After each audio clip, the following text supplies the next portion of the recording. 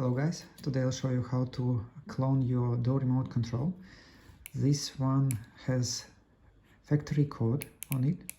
To erase this code, you can press two buttons simultaneously until this light, and after that 3 times one button. 1, 2, 3.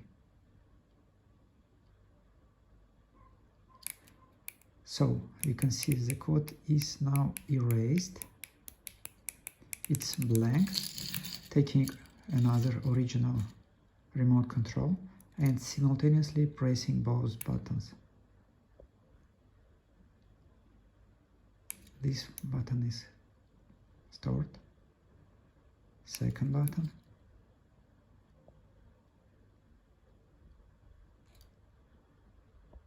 Third button. And fourth. I needed all 4 buttons instead of this one.